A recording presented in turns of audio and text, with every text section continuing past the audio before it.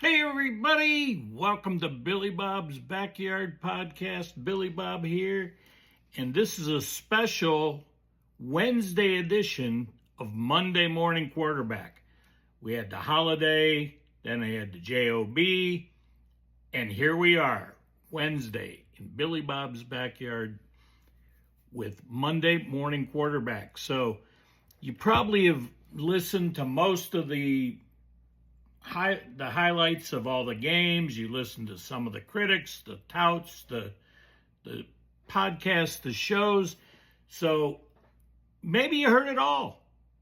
But if you didn't, I got something for you. By the way, getting something for you. I got my new OHIO podcast shirt on. Eric, the Podfather, Buggs, and Chris, the Wild Man Wilds. So it's pretty cool. It's a dry fit, and this is like my shirts, this is the sublimated version. Sublimation is a process that goes like right into the material. It's heat transference, and it's pretty cool. Matter of fact, pretty cool. I just got my new shirt in as well. It's my national championship Billy Bob's Backyard shirt. You get the 2024 National Championship on the sleeve with the Buckeye leaf. So, you got any interest, DM me. We'll see if we can get you one. But let's see here. Somebody asked me the other day, did I buy this Yeti like this? And I said, no, I did it myself. So you can do your own. All you got to do is get a nice Yeti at your Ace Hardware store, maybe right in Venice at Jacaranda Ace Hardware, and then you can bling it up. All right, so as you know, I'm a Buckeye fan. The Ohio State Buckeyes hosted the #1 Texas Longhorns over the weekend. It wasn't a high-scoring game. In fact, I think the over-under was like 47, and there were 21 points scored, so it was well under. But a lot of people predicted it would be a defensive game, something like 21-20, 21-24, something like that. It was even less. We had two new quarterbacks, one way overhyped. So I'm not blaming Arch Manning, right? That's the media. That's the critics. That's the touts. That's what they do. They got a guy. He's got a pedigree, a long lineage of quarterbacks in the family. So they hype him up and they overhype him. The expectations are he's already the Heisman hopeful, right? And so I didn't wish him any bad luck other than he didn't have a good day. That's what my wish was. He didn't have a great day. He was only like 50-some% of his passes completed, 17 out of 30, 170 yards. Kind of pedestrian. But then again, Julian Sand, first-time starter for the Buckeyes. Most people hadn't heard about him. I'm just saying. He completed about 65% of his passes for only 126 yards, one of which was a 40-yard touchdown pass to Carnell Tate.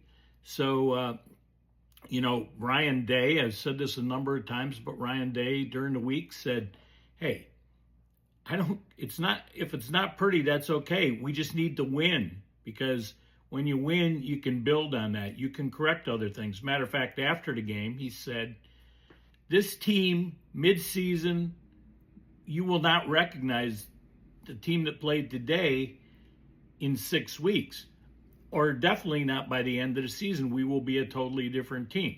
Now, I hope he means totally different team on the offense. Maybe the defense too, but the defense was unbelievable.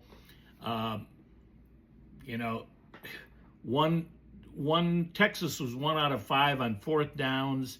They did complete convert a few more third downs than I would like. It was 5 out of 14, I believe. So, 2 goal line stands. And the Buckeyes came away with a victory over the #1 ranked Texas Longhorns. I say again, the #1 ranked Texas Longhorns. Why do I say that? Because once the game is over, there were a lot of commentators, critics, that said, oh, LSU, which they did, I didn't see it, but LSU, by all accounts, played a great game, beat Clemson at Clemson, albeit there were a lot of similarities to the Ohio State game. The primary similarity is both Clemson and Texas on their last drives had a chance to tie the game, and they were held. Buckeyes held on fourth down. The LSU, the Tigers, held on fourth down. It was the Tigers versus the Tigers, right? Death Valley versus Death Valley. Anyway, so everybody was like, oh, LSU, they look good. They should be number one. Okay, I don't really care about number one until the end of the year. When do you want to be number one? After the last game of the year, right? So whether they're number one or number three, but the point being, and I'll give you an example. Heather Dinich, who's a pretty good reporter, but Heather Dinich, I saw her on TV and she was like, well, I think LSU should be number one. Ohio State, they played a good team. You heard me. I said a good team. Heather Dinich said they played a good team, Ohio State.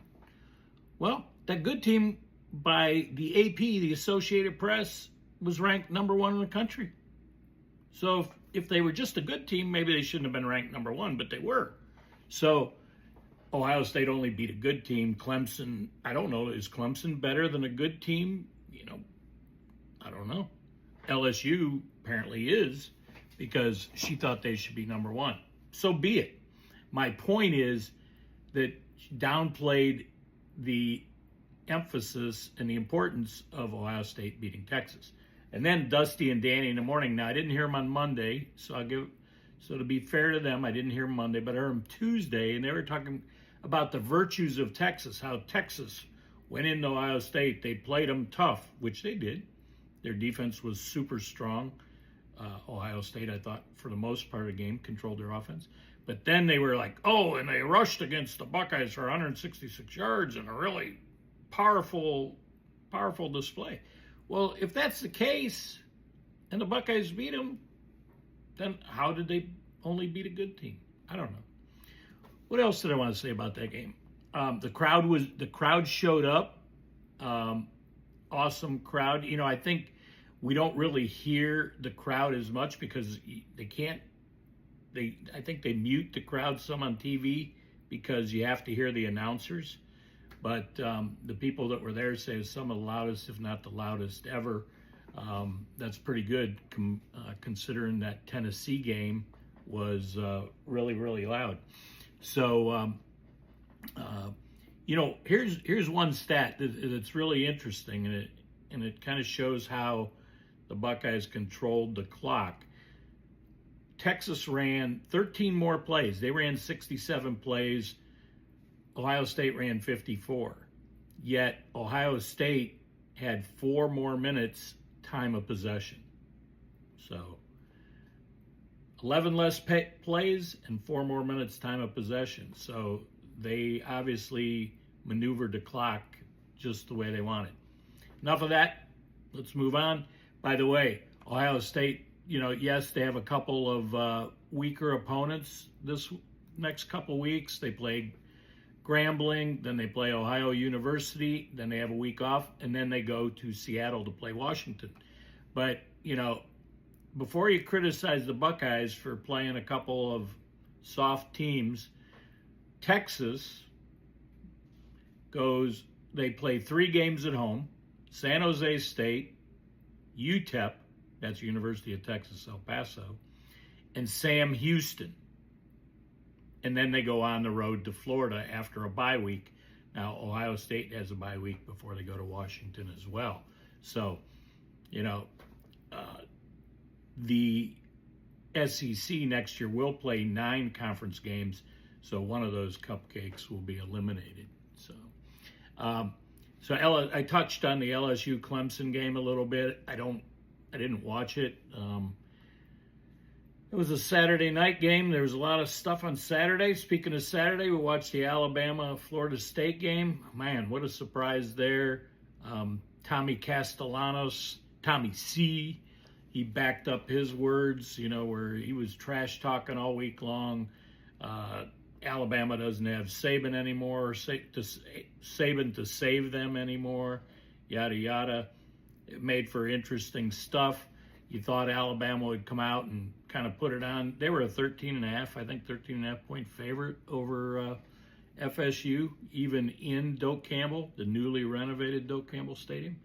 But I don't think there was ever a doubt. And, I have people that are in a group that from Alabama or Alabama fans. And so I'm not dissing on you, but you got to, in fact, there's some empathy there.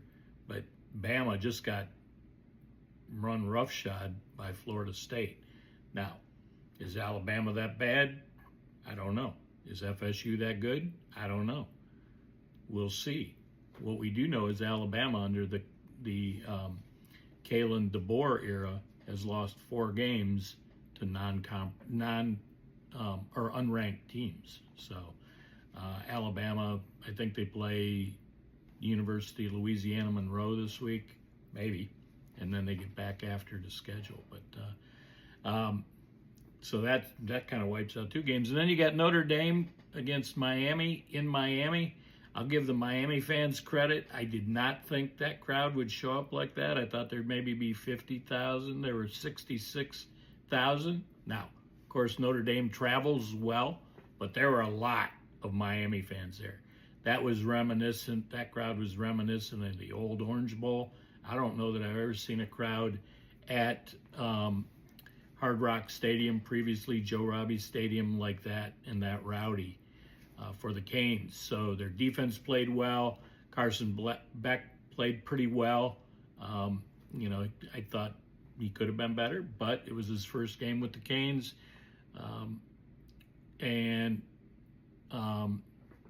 Mario Cristobal didn't screw things up, which he did a couple times in the past couple of years. So Notre Dame, my buddy Phil's like, I texted him next day, tough loss, and he's like, oh, they didn't deserve to win, meaning Notre Dame. And I'm like, dude, what do you mean they didn't deserve to win? I mean, they came back from 14 down. Miami made great use of getting the ball at the end of the first half and the beginning of the second half. They scored in both possessions. So to put them up 21-7, Notre Dame comes back, ties the game. Miami goes down. Miami's defense held. Last year, if you remember, quite frequently, Miami's defense did not hold, and Cam Ward had to bail them out time and again. And so, and they lost a bunch of their receivers from last year, but they obviously got some pretty good ones. One thing I did notice in that game, both teams, there were a lot of discussion about guys when they brought up their name. Right after that, it was transfers. So there were a lot of transfers for both teams. And by the way, CJ Carr, I did not realize, I'm probably embarrassed to say it, but I did not realize that my friend Tom Curtis, that's his grandson, CJ Carr, Tammy, his mother. And, I thought overall he played a good game, but yet, just like a lot of these young quarterbacks, he showed some inexperience, couple of passes that shouldn't have thrown that were they called intentional grounding on. So got to do a better job throwing that ball away or tucking it and running. So that's about what we got. We got a big week coming up here. The headliner game. Oh, I didn't mention the Blue. I didn't watch that game either. Who'd they play? The New Mexico Lobos, 34-17. Their defense gave up 17 points to the Lobos. Bryce Underwood had a decent day, I guess. You got to figure it out once they play somebody. And they actually play somebody this week. They play Oklahoma in Norman, Oklahoma. So we'll know a lot more after that game. But that's probably the biggest game coming up this weekend. So stay tuned. What do we got tomorrow? Thirsty Thursday, right? So hopefully you're thirsty. Hopefully you're thirsty. Hopefully I'm thirsty. Until then, America, land of the free. because of the brave. Stay focused, America. Billy Bob, peace out.